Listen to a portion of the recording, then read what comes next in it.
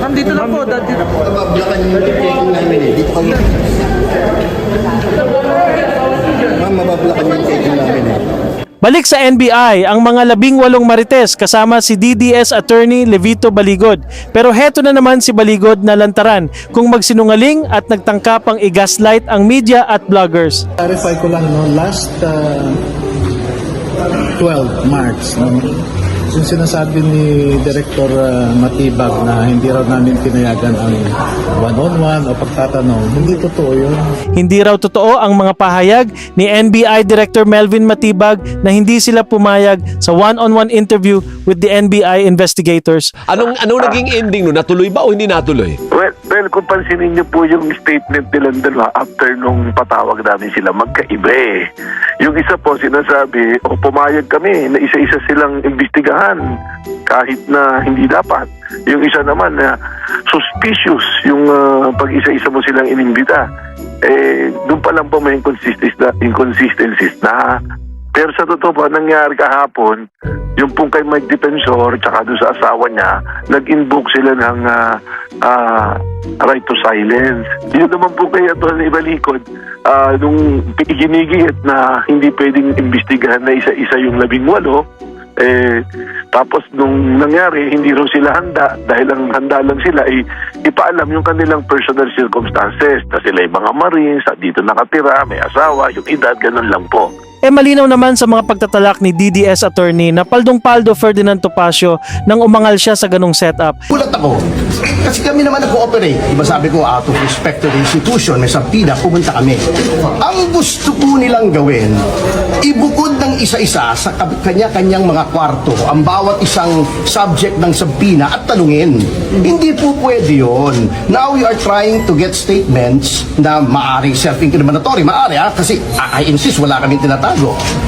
That papasok na yung right to remain silent. Heto pa ang mga talak ni Topacio na akala mo siya ang abogado ng 18 marites. Front of you is Secretary Mike Defensor? Wala po. Already pala eh. Tapos. So, can we leave now? Yes, sir. So, thank you. Thank you, sir. But sir, let me just make it clear, no? I just want to respond to the allegation earlier that we're investigating a non-crime. That's not true po. Malinaw pumunta siya sa NBI bilang abogado ni Plot Specialist at Crisis Manufacturer Mike Defensor at ng asawa nito.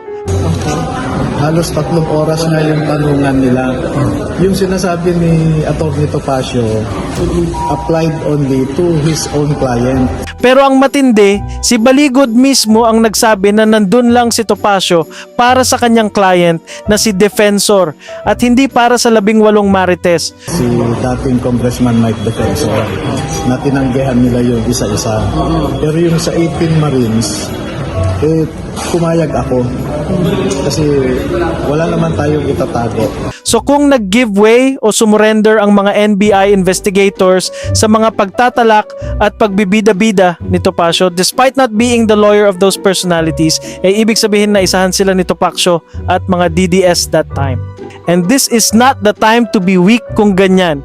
Isang Topacio lang pala na hindi pa abogado ng mga involved personalities ang nakapagpabaksak sa mga batikang investigators ng NBI. The new director should look into this and make sure this doesn't happen again kasi sila mismo ang ginagawa ng katawa-tawang fake news ng mga DDS. Pero sir, for Almost 3 hours yun na tanungan nila. background check lang daw sir nangyari nung nakaraan kaya nauwi daw sa deadlock yung pagharap ng mga ex-marine.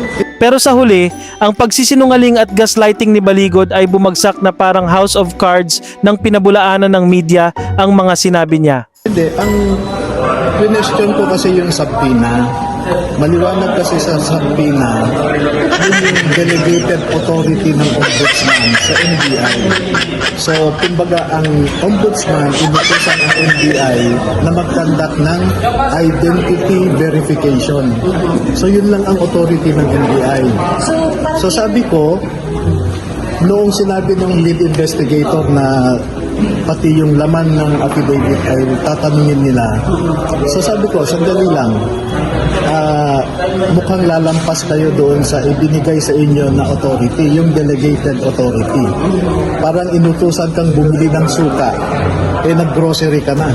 Parang ganon. So, tinatanong ko sa kanila, kung gusto nyong mag-grocery, magpadala kayo ng sarili nyong sampina para handa naman kami.